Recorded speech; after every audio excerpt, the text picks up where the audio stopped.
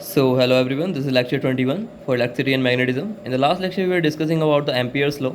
We have discussed the Ampere's law in a single rod and the 2D figures and the sheet. So, we used Ampere's law to find the magnetic field from these infinite sheets or the infinite rod. Okay, so let's discuss the 3D case, that is solenoid. So, we have an ideal solenoid. What is the meaning of ideal? Means it is a very long solenoid, there is no end, and the magnetic field inside this solenoid is constant and outside will be zero. So that is the case for ideal solenoid.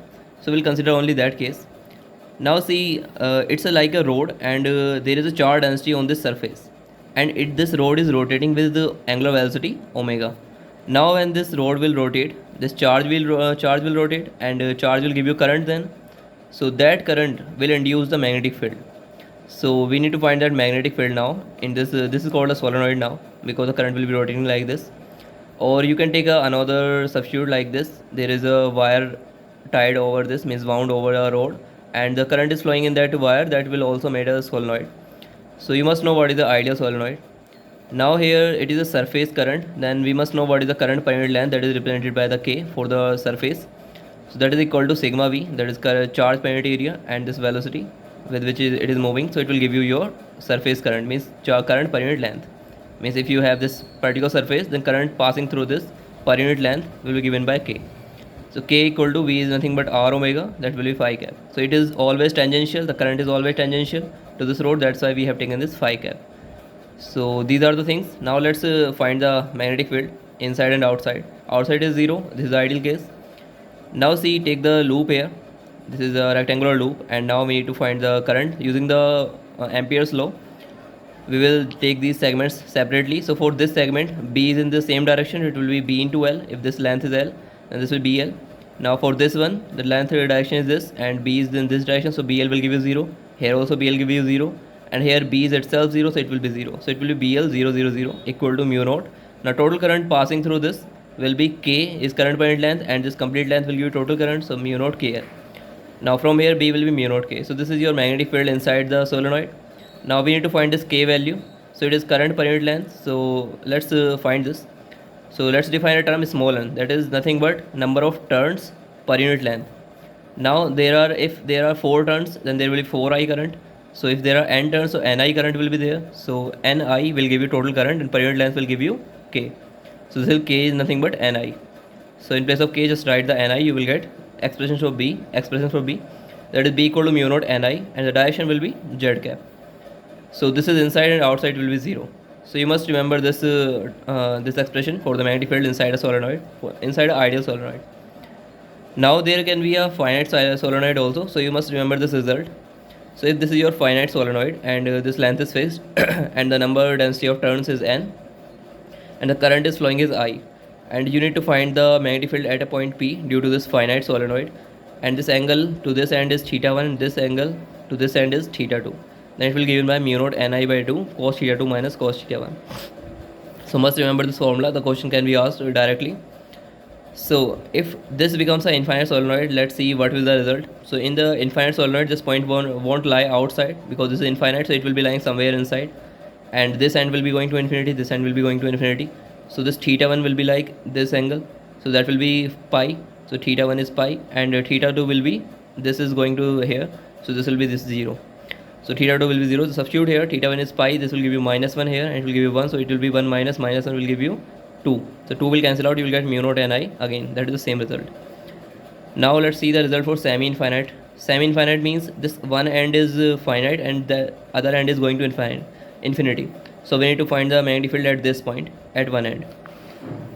So for that end, what will the theta 1? So it will be here, this theta 1 will be 90 degree, and theta 2 will be this angle, this is going to infinity, so this will be 0. So theta 2 will be 0.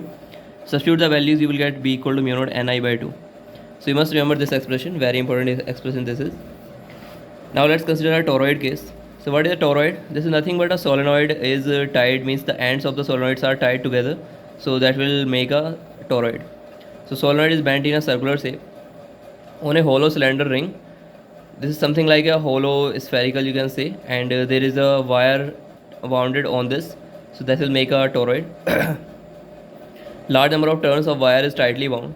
Now let's say n is the total number of turns. and this is how these wire is going like this. So the magnetic means current is going upward here and going inward here. So this represent coming outward, this is going to represent the going inward. Now you can just use the right hand rule to find the magnetic field. So it will be inside only and it is tangential at every point, so like this. So let's find the magnetic field at different points due to these toroid. So inside this total current is 0, so that's why magnetic field will be 0. Now what is the outside? Outside again, if you take any closed loop, that will give you total current 0, because the current coming out is equal to current going inside. So net current will be 0 for this complete loop. So that will give you B again 0. Now let's find what is the magnetic field inside this loop, and this distance is some r. So B multiply 2 pi r equal to mu naught this current.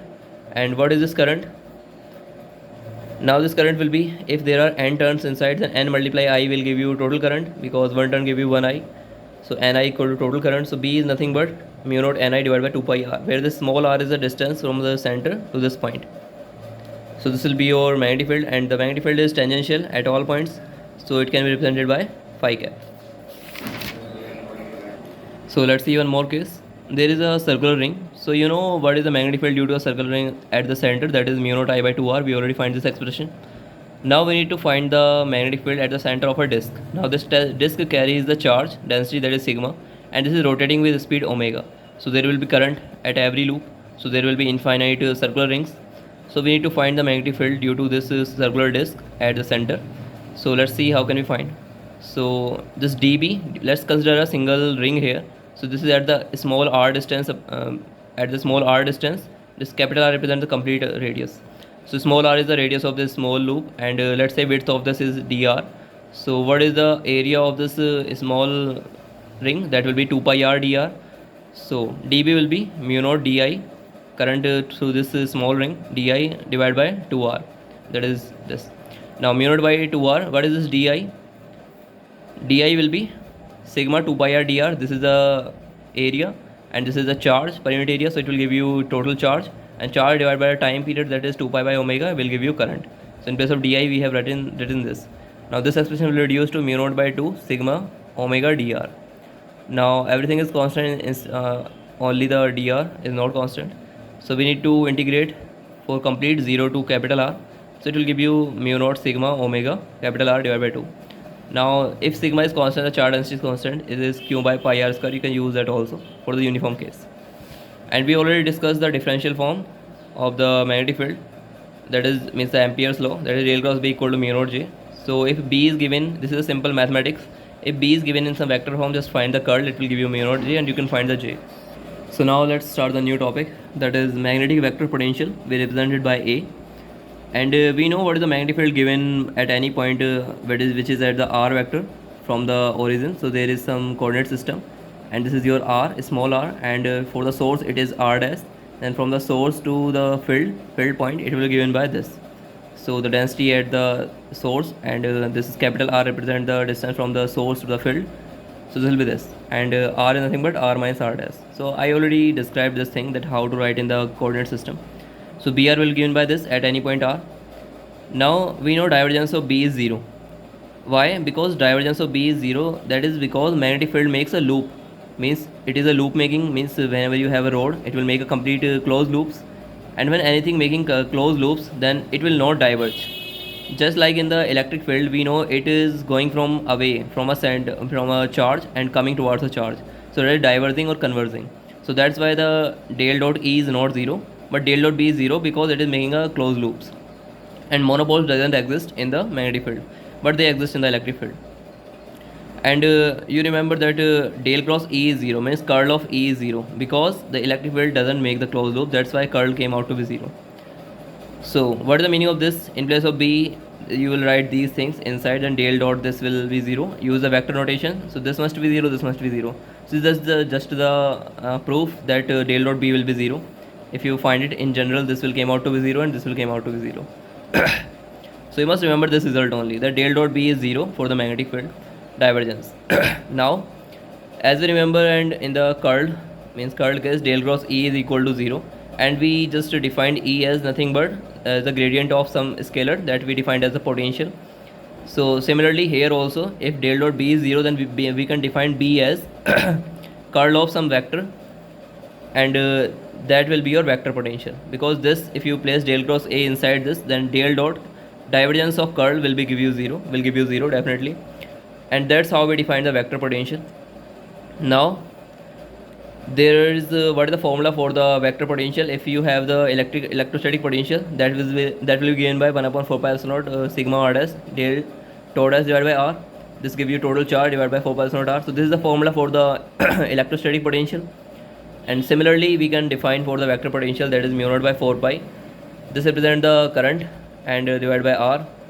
So this will give you your, means this expression you must remember, this will give you your vector potential in the 3D case if there is a solid structure, and for the 2D there is sheet something. So this will be given by k, and this k is nothing but current per unit length, this j is current per unit area, and this is a single length current, means the current in the same direction as dl. So this will be given by these formulas you must remember to find the vector potential. These are the expressions, and we have taken the analogy from here from the electrostatic potential. And now what is the direction? This is the magnitude for the vector potential. What will be the direction for the vector potential? That will always be in the direction of current. That will always be in the direction of current. Vector potential is always in the direction of current. So whatever will the direction of current, magnetic potential direction, just direct towards the current. Now let's see some other cases. Now we need to find del cross B. We know del dot B is 0. So let's see what is del cross B. We already defined B as del cross A. B is as del cross A, where A is vector potential.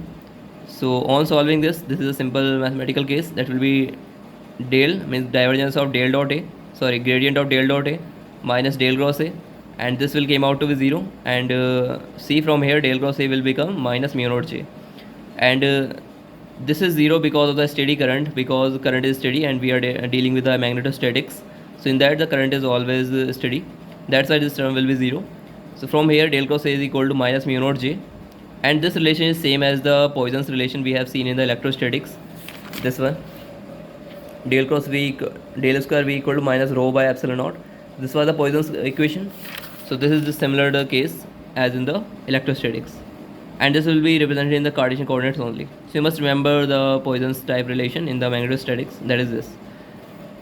Now let's see what is the use of this. Means we need to find the magnetic vector potential due to different type of structures. So let's see how can we find the magnetic vector potential. So for the infinite wire, first we will find from the infinite wire. So this is your infinite wire, and this is the distance at P point, which is distance at R. You need to find the magnetic vector potential. So to find the magnetic vector potential, first you need to find the magnetic field. So B is given by del cross A, and B from an infinite rod is given by mu naught I by 2 pi r. We already find this expression. So at point this, magnetic field will be given by this, and this must be equal to del cross A. And see, A is in the direction of current always. So A, the vector A will be given by AR z cap. So A is depending on this distance, but always in the direction of z cap, and because current is in the z cap. So A is this. So what is del cross A? So del cross A, we know that means this is in the cylindrical symmetry. So cylindrical symmetry, this is del by del r, del by del phi, del by del z, and r, and this is the magnitude of y component, and x component is 0, and this is AR, this is z component. So that's how you write the curl of any vector in the cylindrical coordinates. So after solving this will give you this 0 r cap minus r del by del r 0 and z cap 0. This will be minus del A by del r. This r will cancel out. Other terms will be 0. So this will be your del cross A, and this del cross A must be equal to B. So just equate this equal to this, and see, del cross A came out to be in the same direction as the magnetic field we are getting here. That is phi cap, that is tangential. So this must be equal to this. Let's put them equal. Del A by del r equal to mu naught I by 2 pi r minus, and from here we can find the value of A. That will be integration of 1 upon r dr, and it is going from some arbitrary point A to R. Just we considered for the infinite wire in the case of when we are finding the magnetic field. It is some any point A where we know the potential, and we are taking we are finding the potential to come here at the point of R. So what will be the potential required? So that is to come at this point R. So that will be A to R, 1 upon r dr. So this will be, the integration will be log r. So log r by A, this will be given by this. And now see, A must be in the direction of means this direction is given by A is this, From here it will be in the direction of z cap. So wait, A is here arbitrary reference point. I already told you this. So A is equal to minus mu naught I by 2 pi log r by a z cap. So this is in the direction of z cap, and C, to make this, now this is a negative sign, so this log r by a must be negative to make this a in the z direction, because a will always remain in the I direction where the I is. So I is in the z cap direction, so this a must be always in z cap direction, so that this must be plus, so log r by a must be negative. So these conditions should be that way that this becomes in the direction of current. So that's why a is plus z, so log r by a must be less than 0. Now let's consider that case, means now we are not finding the outside wire, we are inside the wire. Inside wire the current is uniform, so r is less than r, capital R, so it is lying inside, and we need to find the means magnetic vector potential. So again we need to find first the magnetic field. So inside the wire we already can calculate the magnetic field, that is mu naught IR divided by 2 pi r square, where r is lying inside at this distance, and B is in the direction of tangential, that is phi cap, and this must be equal to del A by del R, and here also A will remain same in the direction of current z cap, and depending on the r distance only. So del cross A will give us the same result as it was given here, del A by del R minus, so just substitute this equal to this time magnetic field will be this, so this is equal to this. Now we need to integrate again for B to R. Now this B is some arbitrary point, and we are coming to at this R point, so this is nothing but this potential is VA, means VR minus VB. So whatever the potential required to come at the point R from an arbitrary point B, where we know already the potential. So R dr, this will give you R square by 2, that will give you R square minus B square by 2, and direction will be z cap again, and for that this must be negative, only then A can be in the z cap direction. So A must be in the direction of z cap. You must remember this condition, you can use that in the problem solving, that A will always remain in the current direction. So this was the case inside the wire, and outside outside will remain the same as we discussed here. Now let's see for the 2D case, that is infinite sheet. Now we need to find the magnetic vector potential above the sheet and below the sheet.